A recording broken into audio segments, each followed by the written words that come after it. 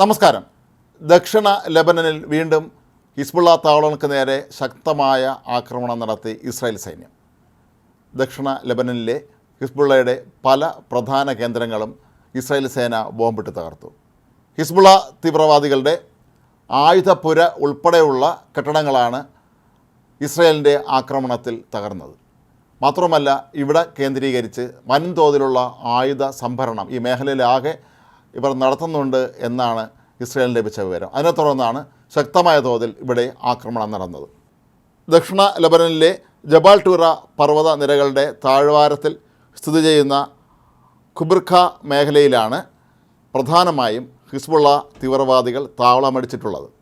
ഇവിടം പർവ്വത മേഖലയായതിനാൽ തന്നെ തങ്ങൾക്ക് സുരക്ഷിതമായി തീവ്രവാദ പ്രവർത്തനം നടത്താനുള്ള ഒരു ഇടമായിട്ടാണ് ഹിസ്ബുള്ള തീവ്രവാദികൾ ഈ പ്രദേശത്തെ കണക്കാക്കിയിരിക്കുന്നത്.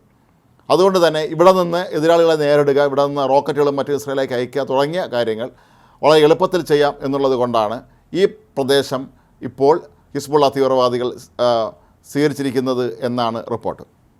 ഈ മേഖലയിലെ ഹിസ്ബുള്ള താവളങ്ങൾ ആക്രമിച്ച് തകർക്കുന്നതിൻ്റെ വീഡിയോ ദൃശ്യങ്ങളും ഇസ്രായേൽ സൈന്യം പുറത്തുവിട്ടിട്ടുണ്ട്. അതേസമയം ഇന്നലെ ഇസ്രായേൽ തലസ്ഥാനമായ ടെൽ അവീവ് ഒരു ശക്തമായ പ്രതിഷേധ പ്രകടനത്തിന് സാക്ഷ്യം വഹിച്ചു. ഹമാസ് തീവ്രവാദികൾ ഇസ്രായേൽ ആക്രമിച്ച് 9 മാസം തികയുന്ന ദിവസമായ ഇന്നലെ ബന്ദികളാക്കപ്പെട്ടവരുടെ വീട്ടുകാരും മറ്റ് നാട്ടുകാരുമൊക്കെ ചേർന്നാണ് പ്രധാനമന്ത്രി ബെഞ്ചമിൻ നെതന്യാഹുവിൻ്റെ വസതിയിലേക്ക് പ്രതിഷേധ മാർച്ച് നടത്തിയത്. തങ്ങളുടെ ആളുകളെ ഒരു വശത്ത് നിന്ന് നെതന്യാഹുവും മറുവശത്ത് നിന്ന് ഹമാസ് തീവ്രവാദികളും ബന്ദികളാക്കിയ ഫലമാണ് ഇപ്പോൾ ഉണ്ടായിരിക്കുന്നത് എന്നാണ് ഈ പ്രകടനത്തിൽ പങ്കെടുത്ത ആളുകൾ ആരോപിച്ചത്. എത്രയും വേഗം പ്രശ്നത്തിന് പരിഹാരം കണ്ടെത്തി തങ്ങളുടെ ആളുകളെ, അതായത് ബന്ദികളെ മോചിപ്പിക്കണമെന്ന് ഇവർ ആവശ്യപ്പെട്ടു. നഗരത്തെ സ്തംഭിപ്പിച്ചുകൊണ്ടാണ് അത്രയും വലിയൊരു പ്രതിഷേധ പ്രകടനം നടന്നത്. കഴിഞ്ഞ ദിവസങ്ങളിലൊക്കെ തന്നെ ഇസ്രായേൽ സൈന്യം ഹമാസിന് എതിരായ ആക്രമണം ശക്തിപ്പെടുത്തി എങ്കിൽ പോലും അവരെ പൂർണ്ണമായും കീഴടക്കാൻ എന്തുകൊണ്ട് കഴിയുന്നില്ല എന്നാണ് പ്രതിഷേധക്കാർ ചോദിക്കുന്നത്. മാത്രവുമല്ല, ഹമാസ് തട്ടിക്കൊണ്ടുപോയ ബന്ദികളിൽ എത്ര പേർ ഇപ്പോഴും ജീവിച്ചിരിപ്പുണ്ട് എന്നുള്ളത് സംബന്ധിച്ച് ഇപ്പോഴും അവ്യക്തത തുടരുകയാണ്. നിരവധി പേർ ഇതിനോടകം തന്നെ കൊല്ലപ്പെട്ടിരിക്കാം എന്നാണ് കണക്കാക്കപ്പെടുന്നത്.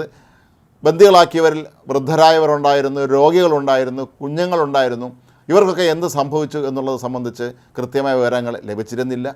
മാത്രമല്ല, ഗാസയിലെ ഹമാസിൻ്റെ ചില ഭൂഗർഭ അറകൾ ആക്രമിച്ച കൂട്ടത്തിൽ പല ബന്ദികളെയും അന്ന് അവിടെ നിന്ന് മോചിപ്പിക്കാൻ കഴിഞ്ഞതും ഇസ്രായേലിനെ സംബന്ധിച്ച് അമ്പരപ്പുണ്ടാക്കുന്ന കാര്യമാണ്. കാരണം ഇവരെ എല്ലാം തന്നെ ഇത്തരത്തിലുള്ള തുരങ്കങ്ങളിലാണോ പാർപ്പിച്ചിരിക്കുന്നത് എന്ന് സംശയമുണ്ട്.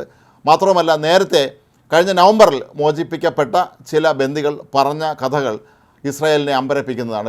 കാരണം തങ്ങളോട് ഏറ്റവും മോശമായ രീതിയിലാണ് ഹമാസ് തീവ്രവാദികൾ പെരുമാറിയത് എന്നാണ് ഈ ബന്ദികൾ പറയുന്നത്.